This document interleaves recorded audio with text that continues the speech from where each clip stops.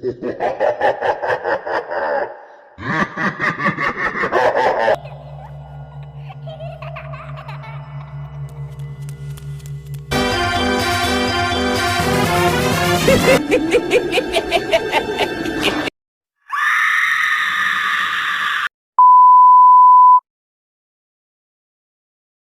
teman-teman, di video kali ini kita akan membahas tentang Leonarda Cianciulli yang dikenal sebagai pembunuh berantai wanita pertama di Italia. Sebuah kisah di mana ia menjadikan darah dan potongan tubuh dari para korbannya sebagai bahan campuran untuk membuat sabun dan kue. Seperti apa kisahnya? Mari kita mulai. Leonarda lahir pada tanggal 18 April tahun 1894 di Montella Avellino, Italia. Dan ia memiliki seorang ibu bernama Amelia Di Novi. Dikabarkan bahwa Amelia mengalami pelecehan seksual yang pada akhirnya mengakibatkan ia mengandung Leonarda. Dan entah apa yang terjadi, akan tetapi Amelia terpaksa harus menikahi pria yang telah melakukan pelecehan seksual terhadap dirinya. Setelah melahirkan Leonarda, Amelia selalu memperlakukan Leonarda dengan sangat buruk. Akibatnya, ibu dan anak ini tidak memiliki hubungan yang baik. Oleh karena perlakuan buruk yang selalu ia terima dari sang ibu, Leonarda dikabarkan sempat melakukan percobaan untuk mengakhiri hidupnya sendiri sebanyak 2 kali. Leonarda dan keluarganya hidup dalam kemiskinan. Hal ini membuat Amelia memutuskan untuk menikah kembali. Akan tetapi, keputusan yang ia ambil itu tidak memberikan perubahan yang cukup berarti dalam hidupnya. Ia tetap hidup serba berkekurangan. Pada akhirnya, Amelia memutuskan untuk menikahkan Leonarda dengan seorang pria yang kaya raya, berharap agar Leonarda dapat menaikkan derajat keluarga mereka, sehingga mereka tidak perlu lagi hidup serba berkekurangan. Akan tetapi, Leonarda tidak mengindahkan keinginan ibunya itu. Bukannya menikah dengan pria kaya raya pilihan ibunya, Leonarda memilih untuk menikah dengan seorang pria yang lebih tua darinya, bernama Rafael Pinsardi. Mengetahui hal itu, Amelia pun menjadi murka dan sangat kecewa kepada Leonarda. Sehingga ia mengutuk Leonarda karena Leonarda tidak patuh kepada perintahnya. Dan Amelia merasa dihianati oleh putrinya itu. Amelia bersumpah bahwa Leonarda akan menderita seumur hidupnya. Dikabarkan bahwa Leonarda pergi menemui seorang peramal untuk mengetahui nasibnya. Leonarda dikejutkan dengan pernyataan yang keluar dari mulut sang peramal. Sang peramal berkata bahwa Leonarda akan menikah dan memiliki anak. Akan tetapi, setiap anak yang ia lahirkan akan meninggal pada usia muda. Merasa tidak puas dan kurang yakin, Leonarda memutuskan untuk kembali menemui peramal lain untuk diramal. Akan tetapi, ia kembali dikejutkan mendengar sang peramal berkata bahwa Leonarda akan hidup menderita. Mendengar itu semua, Leonarda merasa ramalan yang ia dapatkan adalah akibat kutukan dari ibunya. Pada tahun 1921, Leonarda dan suaminya pindah dari kampung halaman Leonarda ke sebuah kota kecil di Lauria.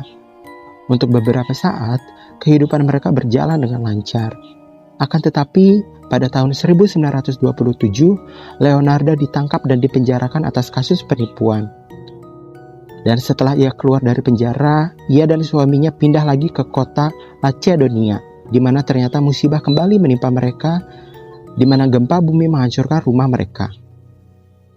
Pasangan ini akhirnya memutuskan untuk pindah dari Lacedonia ke Karaggio, dan pada akhirnya di sanalah keberuntungan menghampiri mereka. Di sana Leonarda bisa membuka sebuah toko kecil di mana ia menjual berbagai macam barang, seperti sabun, kue, teh, dan lain sebagainya. Pada suatu ketika, Leonarda bercerita kepada orang-orang yang datang ke tokonya bahwa ia memiliki kekuatan khusus. Ia memiliki kekuatan yang dapat mengubah mimpi mereka menjadi kenyataan. Ia pun dikenal sebagai seorang peramal yang cukup terkenal dan dihormati di sana, karena banyak orang yang datang kepadanya untuk diramal. Pada saat itu, Leonarda harus mengalami keguguran sebanyak 3 kali, dan 10 orang anak lainnya harus meninggal pada usia yang masih sangat muda karena sakit. Akan tetapi, Leonarda memiliki 4 orang anak yang berhasil tumbuh dewasa. Mereka adalah Biagio, Bernardo, Giuseppe, dan Norma. Setelah beberapa kali harus kehilangan anak, Leonarda menjadi sangat protektif kepada keempat anaknya itu.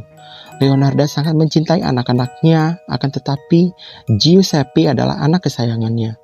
Dan ketika Giuseppe berkata kepada ibunya bahwa dia akan bergabung dengan tentara Italia dan pergi berperang, Leonarda sangatlah sedih dan khawatir jika anaknya itu tidak akan kembali dengan selamat.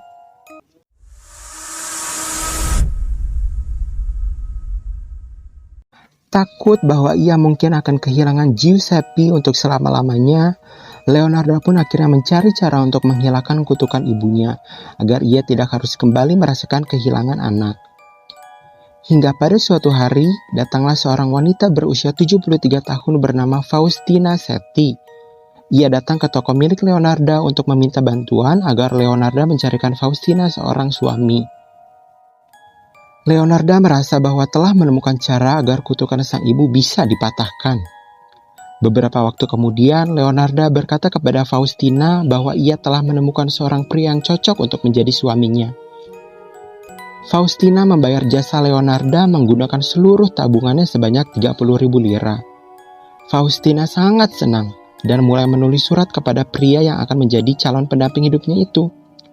Akan tetapi, Faustina tidak tahu bahwa surat balasan yang ia terima bukanlah surat dari sang pria, tetapi surat yang ditulis oleh Leonarda yang menyamar menjadi sang pria, karena nyatanya pria itu tidak pernah ada.